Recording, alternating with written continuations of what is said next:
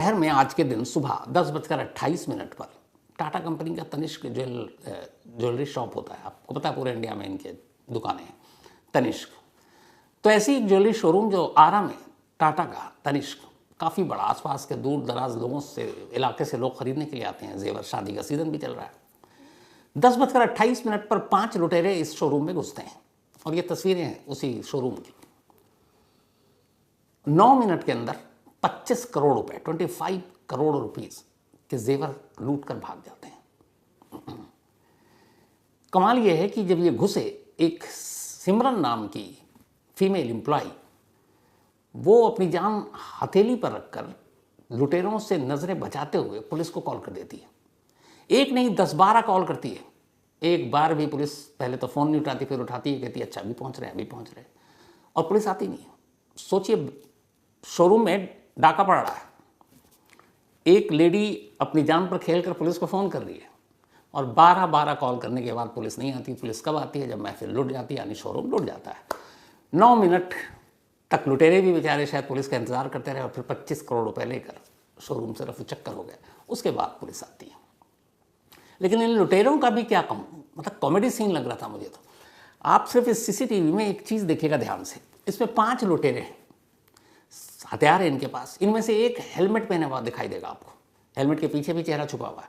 एक ने मास्क लगा रखा चेहरे पे, मतलब ये 2 लोगों ने चेहरा छुपा रखा है। अब बाकी के 3 को देखिए, तीनों का चेहरा खुला हुआ, कोई मास्क नहीं, कोई हेलमेट नहीं, कुछ नहीं।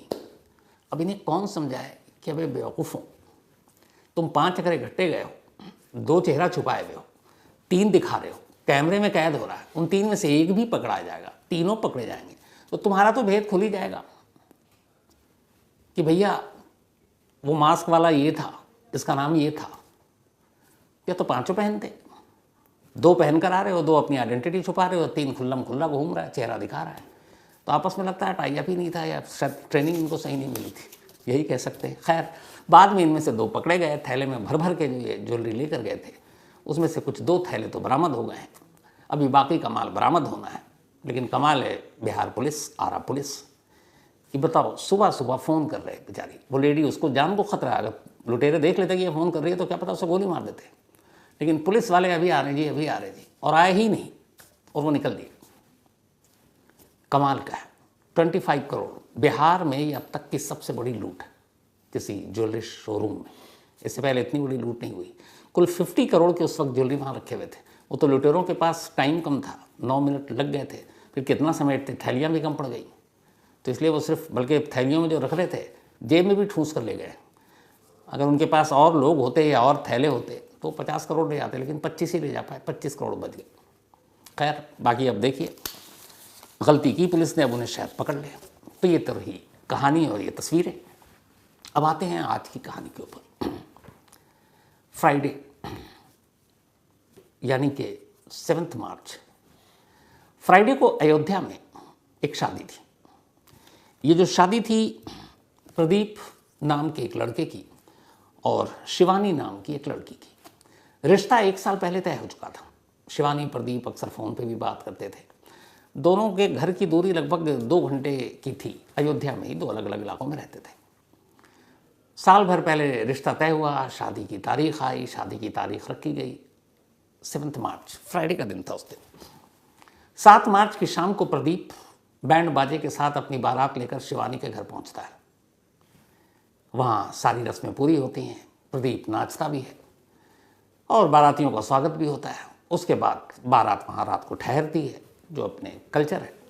फिर अगले दिन सुबह यानी कि 9 मार्च, बल्कि 8 मार्च सैटरडे का दिन था, 9 मार्च को तो फाइनल था, तो 8 मार्च की सुबह करीब 11 बजे बारात दुल्हन को लेकर वापस प्रदीप के घर लौटती है।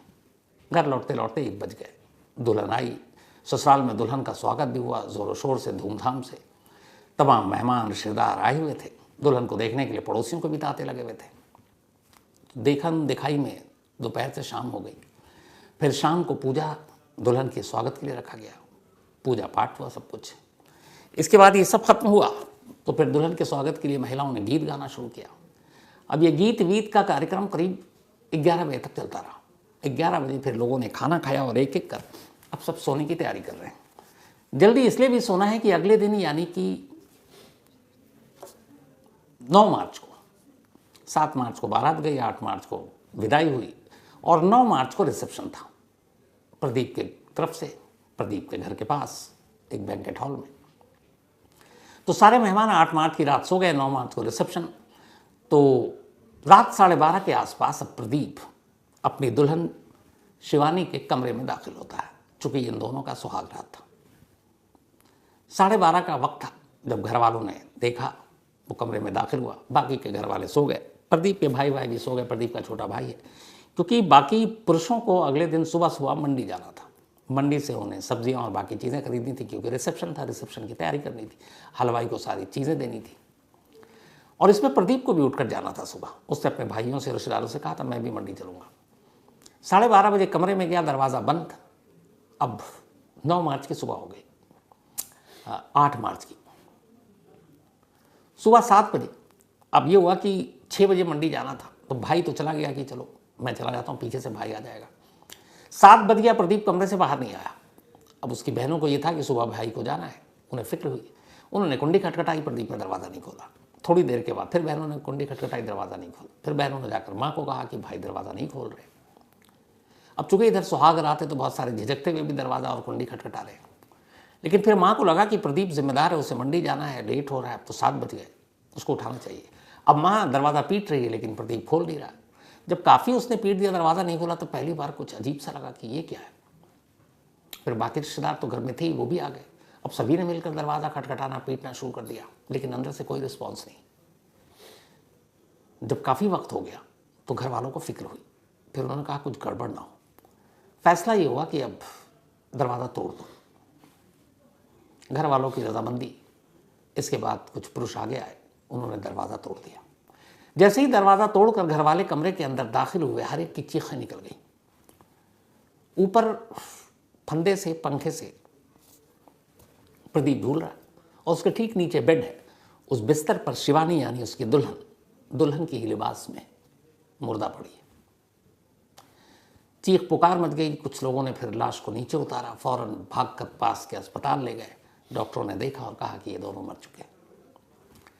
अब जिस घर में जिस दिन रिसेप्शन है, जिस रात दूल्हा दुल्हन कमरे में सुहागरात मनाने गए 12:30 बजे और 7 बजे के आसपास दरवाज़ा तोड़ा गया, तो इन 5-6 घंटों में उस कमरे में क्या हुआ कि दूल्हा और दुल्हन की लाश पड़ी थी।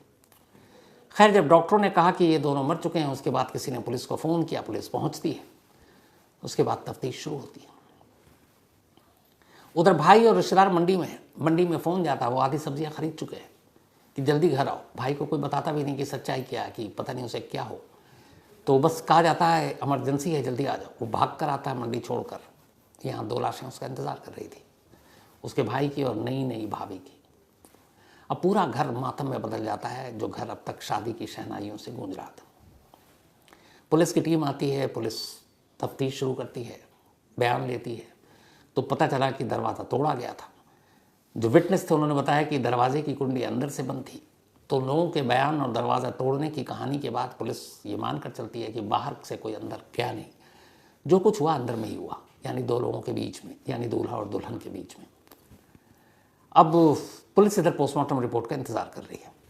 इत्तेफाक से पोस्टमार्टम रिपोर्ट आज ही आई। जब पोस्टमार्टम रिपोर्ट आई तो उसमें कहानी कुछ और निकली। पोस्टमार्टम रिपोर्ट के हिसाब से शिवानी को गला घोट कर मारा गया, यानी उसका कत्ल हुआ है, और प्रदीप की मौत हैंगिंग से हुई है, यानी उस घर में एक कत्ल हुआ और एक ने जान दी। अब इसके पीछे की वजह क्या हो सकती है, पुलिस ये जानने की कोशिश करने लगी। उधर हिमानी के घर वालों को भी, माफ़ कीजिएगा, शिवानी के घर वालों को भी खबर दे दी गई। शिवानी भी पहुंची, उनके घर वाले। अब वो सारी चीज़ें पुलिस पूछताछ कर रही है। पूछताछ में एक चीज़ जो सामने है वो ये कि दोनों ही घर में से किसी को कोई शक नहीं।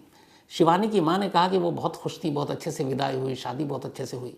इधर प्रदीप के घर वालों का ये कहना था कि प्रदीप अपनी शादी को लेकर बहुत खुश था।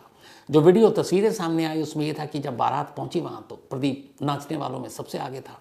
दोनों दूल्हा दुल्हन ने खूब सारी तस्वीरें खिंचाई, दोनों तस्वीरों में खुश नज़र आ रहे हैं, वीडियो में खुश नज़र आ रहे हैं। 1 साल पहले रिश्ता तय हुआ था, दोनों खूब बातें करते थे, यहाँ तक कि शादी को लेकर दोनों बहुत एक्साइटेड थे। मतलब हर एक, जो भी एक शख्स ऐसा नहीं मिला जो ये बताए कि दोनों नाखुश थे। जब दुल्हन घर आई तब भी वो बेहद खुश थी, रात 12:30 से पहले तक। तो फिर रात 12:30 बजे कमरे में जाने के बाद ऐसा क्या हुआ कि सुबह उस कमरे से दूल्हा और दुल्हन की लाश मिली। अब पुलिस इसी तफ्तीश में जुट गई, जांच चलती रही, लेकिन ऐसा कोई सुराग, सबूत और मोटिव पुलिस के सामने नहीं था। लिहाजा पुलिस ने अपने इस जांच को 2-3 एंगल के जरिए आगे बढ़ाने का फैसला किया। पुलिस के हिसाब से इस पूरी मौत की मिस्ट्री में 2-3 चीजें ही हो सकती हैं। पहली, जिस एंगल से पुलिस जांच कर रही है वो ये कि कुछ तो ऐसा हुआ जिसमें शायद दोनों ने अपनी मर्जी से जान दी। अब मर्जी से जान देने के लिए फिर पोस्टमार्टम रिपोर्ट के हिसाब से शिवानी का गला क्यों घोटा गया, तो पुलिस का कहना है कि शायद इसमें शिवानी ने अपनी रजामंदी दे दी हो कि ठीक है तुम पहले मुझे मार दो फिर तुम खुद मर जाओ। तो उसी के कहने पर शिवानी का गला घोट दिया प्रदीप ने और फिर खुद मर गया। तो पहला एंगल ये हो सकता है। दूसरा एंगल ये है कि शिवानी का कत्ल प्रदीप ने किया और फिर पकड़ा ना जाए या कुछ और ना हो, शर्म के मारे, शादी का घर, इसलिए उसने अपनी जान दे दी। तीसरा एंगल ये है कि चूंकि जब पुलिस पहुंची तो घर का दरवाज़ा टूट चुका था और घर वालों के हिसाब से दरवाज़ा अंदर से बंद था, लेकिन दरवाज़ा टूटा हुआ, अब कैसे ये सबूत मिले कि इस दरवाजे को जब तोड़ा गया तभी ये टूटा, या क्या कोई बाहरी शख्स उस कमरे के अंदर गया और फिर जो घर में मौजूद लोग हैं उन्हीं में से वो एक कातिल हो जिसने दरवाजे को तोड़ने में भी रोल प्ले किया ताकि सच्चाई सामने ना आए।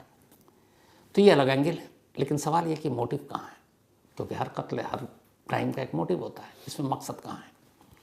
तो पुलिस ने दोनों के मोबाइल और कॉल डिटेल निकाले और उनके कॉल डिटेल, चैट्स, व्हाट्सअप, बाकी जो भी सोशल मीडिया की चीज़ें हैं उनकी पड़ताल कर रही है कि कहीं इन दोनों की मौत के पीछे कोई तीसरा या तीसरी तो नहीं है और वो सच्चाई सुहागरात के दिन खुली।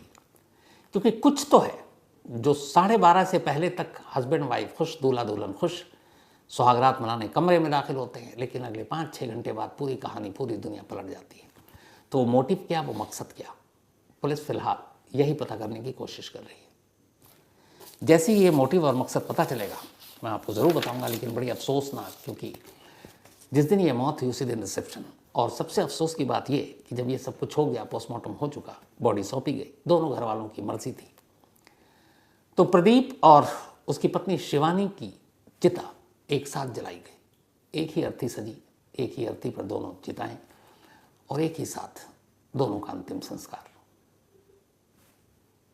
मतलब इससे अफसोसनाक किसी दूल्हा दुल्हन की मौत क्या होगी।